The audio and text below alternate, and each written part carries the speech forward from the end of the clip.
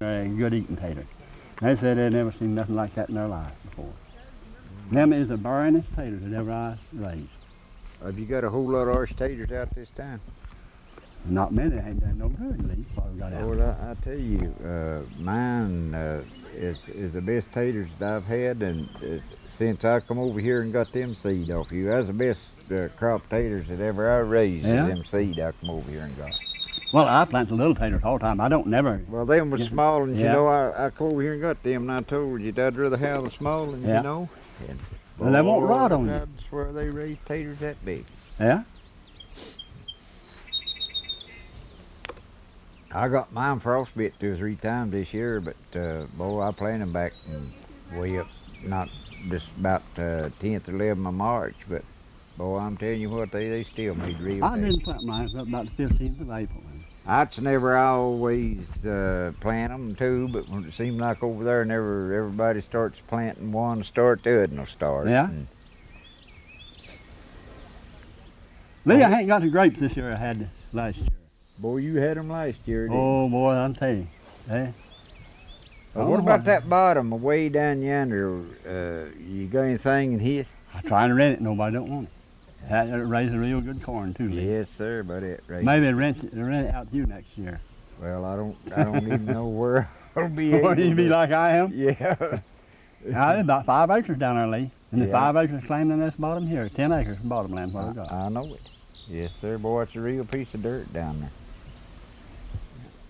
When I first got this bottom land here, it wasn't sprout peas out here hardly.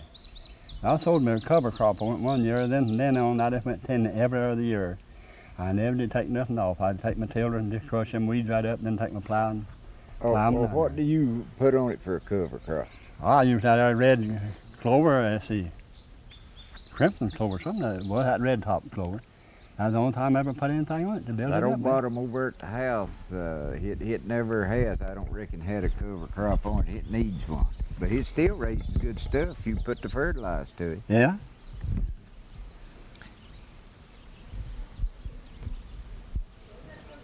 That raises good stuff down next to that creek over at the house. That's where my main garden is this year, down next to that creek Yeah? there, boy. I got Where it's some- damp and everything. Yeah, the pretty stuff. Just like down my corn in that. I got corn down about waist high, over, against me this morning. Saw how that corn's growing. Boy, I put the ammonia to mine and seemed like I could tell the difference in 3 or 4 days. it sure makes a difference in your crop, the Yeah. ammonia does. Yes, sir. You first ever had any cabbage teeth? Yeah. It wasn't good to pull these. Worms hitting my cabbage. I'm going to have to spray them. And She's my old lady's crowded a whole lot of kraut, and I've still got another cabbage patch that's now coming on. I went down to Hazard and bought me some of the hybrid cabbage plants. I just liked the ordinary plants. I said, did they make good sized heads? He said, yeah. I said, they make a very good sized head. I decided what head they going to make, and they ain't hard yet. They're old big heads, and ain't hard yet. Oh, mine, some of them, I got a Duke's mixture. Some of them just little old bitty things, and some of them off the side. Well, like the woman, she went uptown, bought her, I believe about 12 cabbage plants up there. Going back there, and you'd almost pick a briar out of your finger with the head of them. They just right in front of those sharp things you said. They don't make nothing. There's some of them out there, yeah, we should just go out there and look at them. And they're right up in that cabbage row there. That's as sharp as head ever I saw, boy. And they ain't big or nothing either. They're a little small like head.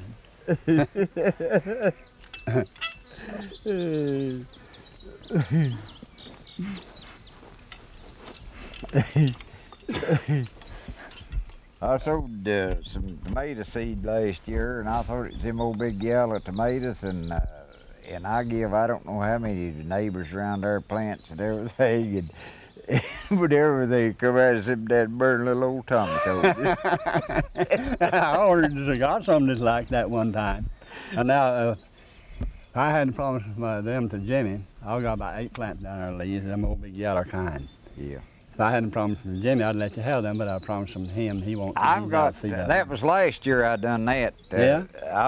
I've got, I think, about 90-some plants out now and got them stuck. They up that high. Yeah?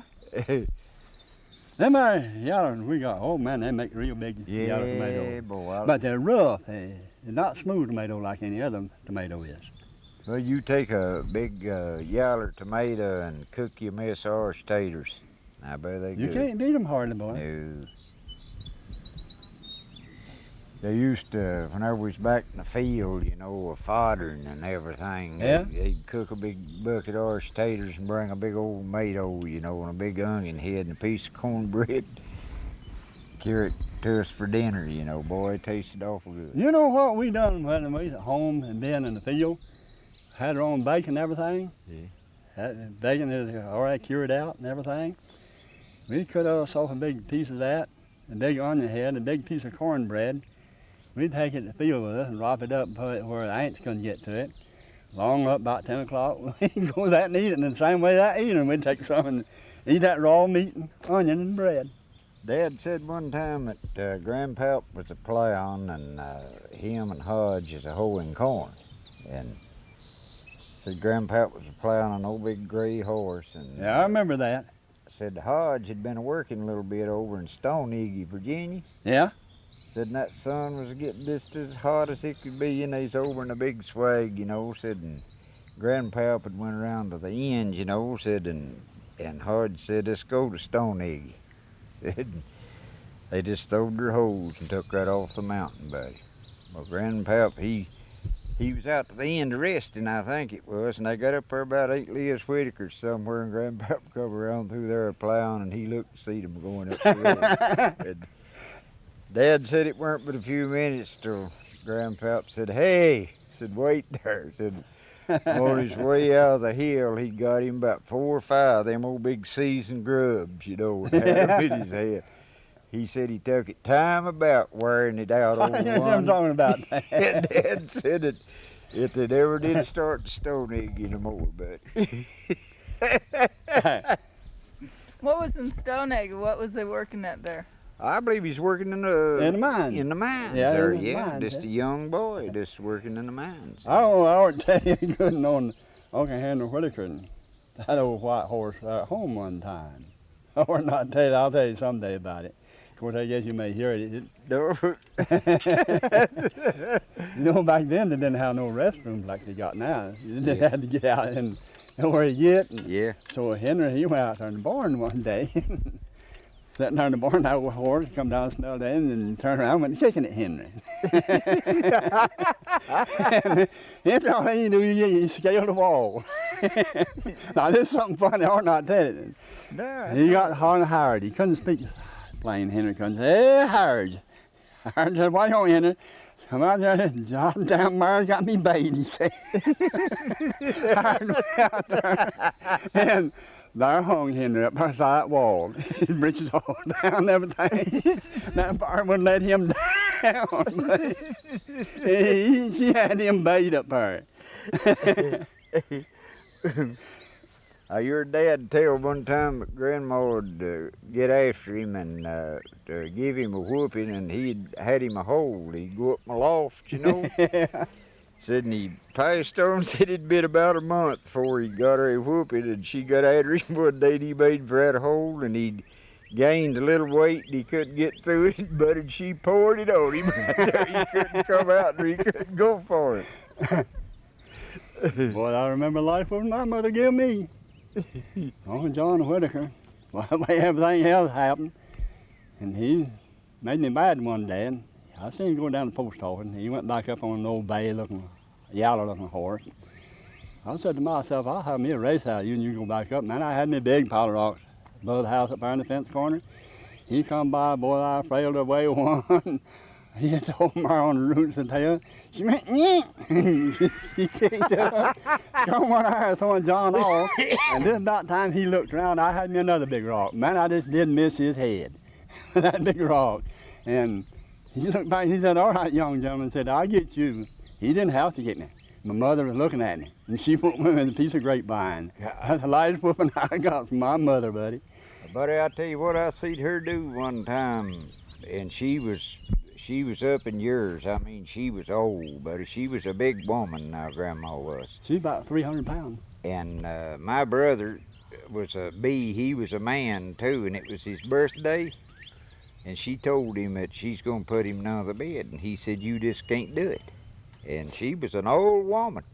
She come in and got him, brother, and jerked him out of a chair and took him in there and jacked that bed up that fur for him, son. She put him in that. And now, you know, Howard was a right big man too. Yeah. And we was talking one day, and Howard said, "My mother can't handle me." And well, she looked over at him, said, "That's what you think." But she outdone him, but he couldn't handle her, man. She was much of a woman. Her arms right there, buddy, was as big around as my arm. Oh, right yeah. There, She's a big woman, man. Yeah. Stout And she worked all her life. Yeah. Yes, sir. She done all the carding, spinning. Back then, people had to card the wool and the cotton together, Yeah. take and spin it, make thread out of it, and then she'd take it to the looms and weave it and make cloth. And Yeah. she said the rest of the girls out playing around, going somewhere, and Yeah. her sitting there weaving and carding and spinning cloth. I'd make them old big lengthy quilts. Well, I made the skirts, clothing out of them. That's all Yes, I had to sir. wear. Yeah. Big lengthy Yeah. clothes in. I heard Victor Cornick say one time whenever he was a dating going to see his wife that he married, he wore a big gown. Yeah? Didn't have no breeches, just a big old gown. Said he'd parch him a big skillet of corn, parched corn. You know, and said, be a sitting there talking to her way up in the morning. He said, and he'd reach down in his pockets and get him a bite of that parched corn. He talked funny, you know, said it is like a horse annoyed him.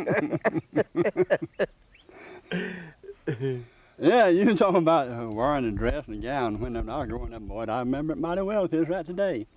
My dad, he went to the store, bought me a pair of overhaul breeches. I don't know. I was about 5 years old then. I didn't know what a pair of breeches was. Yeah. They had a little dress come down around here, and it was raining. I was out there in the drip of the house. I was out there, you know how young I was. I always like playing in water. Man, I was in there dancing up a jig. They told me to come in 2 or 3 times. I didn't come in and put my breeches on. And then finally I had to come out there with a limb.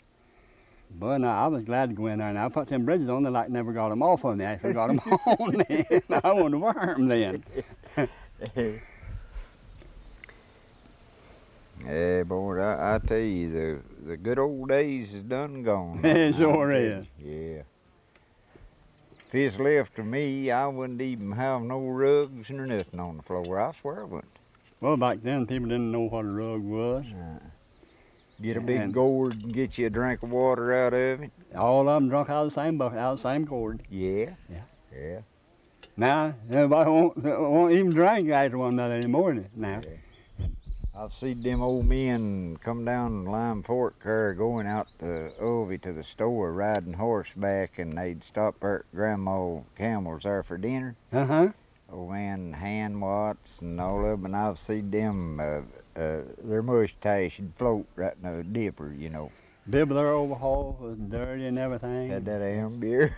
Yeah, and the food stuff on the bib of their overhaul. His people, say now, I ought not be talking about my dirty clothes. I come in here last night and Mama said you better put on the We're talking dirty about clothes the old work in the days. garden, and I had to change this morning. They'd have butter and laces strode all over the Yeah. bib. That's true. And they go to church barefooted. Yeah. They wouldn't have anything about wearing no shoes, nothing. Go to church barefooted. Yeah. Who was that could bust chestnut burrs off barefooted over there? Jim Watts? Jim Watts, and the Squire, I guess it was. Jim and the Squire. They said their heels is tough, but they'd hull chestnuts out with them. Went barefooted all their lives, man, through the winter and summer. That little John up there, he's a little short feller, about 4 foot tall. They told him if he'd ride a big ram up there one Sunday, they'd give him a half a gallon of chestnuts, I believe it was. And he got on that old ram, and his feet like about that much at the tip of the ground.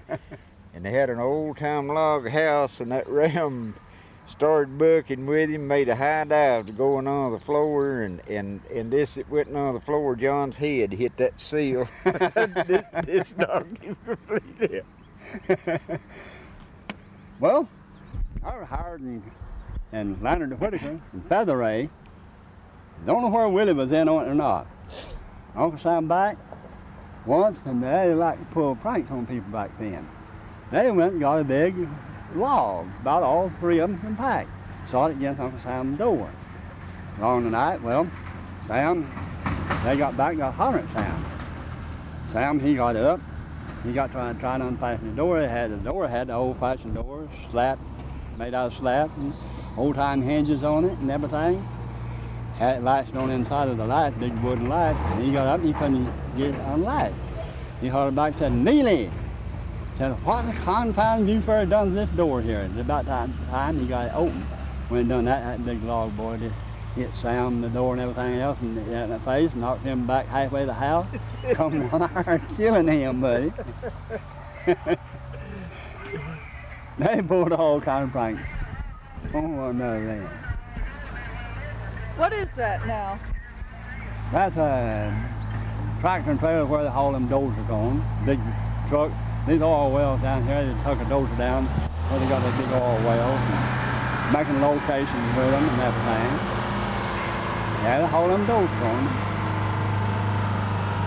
And anything you got real heavy, they haul it on that and get it on. Boy, it looks like they got a good road back in there now. Got a good road back in there. They say I can drive my car from back on top hill back in there. Heard kill some squirrels in there catching carrying hickory nuts. Probably could, yeah. Squirrel I back don't in- know. People in here leave from everywhere in the world, from down below Hazard, head the river, back all through Montgomery Creek. They are in here hunting and everything. What's back up that road, Morgan? What? Oil wells, big oil well, gas well, and oil well. I don't guess you ever seen one working, did you? They got pumps to them, and them separators. They pump that oil from the bottom of the well for about 28 to 3,600 feet down. Pump that oil up, and it goes through them separators, and they got trap doors in them separators. That oil gets on them trap doors so much that it trips, and it goes down in the bottom. And then unload that oil off of them doors, them leads come back up, gas goes straight on through the separator on out into the line, and then the oil drops down and go back, blows out into the tanks in. I saw them in one of them separators in there. Of course, I never did hook up now and put the automatic gauges on them and everything, but first the drips and all the rest of it, I put all them on it, and them big tanks, hooked them up, and put them on lines and everything in here for them. Whole lot of, well, it weren't brutish work, nothing, it was nasty. Oil, that oil, boy, I've gotten that oil, man, it was pitiful. Your clothes, you could never get it out of your clothes, nothing else. It'd be running, dripping out of your clothes, it would. Or we'd be pulling tubing and running tubing and everything, and wells flowing. That oil comes out of there, a lot dangerous than the gas you burn in the car in. Man, it'd catch a whole lot quicker than the gas you burn in your car. Is this pretty and greenish looking? All have you looked at, boy? I carried mail in here for a long time, and I see them hit oil down here below Dow's over across the creek. I was coming out, and I ain't never saw none of it before, and I was here coming down up that road just flying as I was hollering, hold it, hold it, hold it, and I didn't know what was wrong, and I stopped, boy, and about the time I stopped, buddy, he come out of there. Oh. Whenever they drilled in that well right down there, they come up all through the while you got set, or sit out next to it. You got a great, you see, you got 1, 2, 3, 4, you got 5 rows of 5 rows of them you have. Yeah, and don't need them either, Lee. Well, I'll buy me some off if you don't sell some. I'll get something in to come in. I thought I got a little tomato plant. I don't even not let them do them tomatoes. It come up there now. Just one take. That's what he is, tomato. Yeah, that's what I figured. When he gets set, I just want to tell you about these onions here.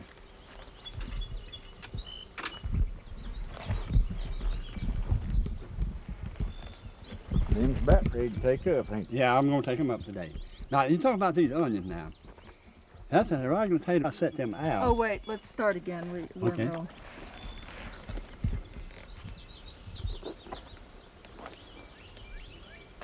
Okay. These are as a regular tater onion. You set them out in the fall of the year. You wait till spring some out, they don't make too good onions. And I was trying to mix them up, set a big head out, 3 or 4, go on down, set a little head out. And the big head makes all these sets right there. And the little onion set will make a big head like that. The big head makes sets like this. I'll give you some of them and then like that. I was going down. Now, Lee, I sure is these are worms is getting in on these here. That's them hybrid cabbage now. And they're soft big heads. ones, ain't you? Yeah, and down here then, they make big heads. And they're getting hard like it's supposed to. Now, you know what a big head that one makes. And I feel like it's not hard enough. What do you think? Step over. Yeah. I think that's it. You ever seen catnip? Yeah. You? Find out here? That's pretty fine catnip. Yeah. See, there the worms getting in these here.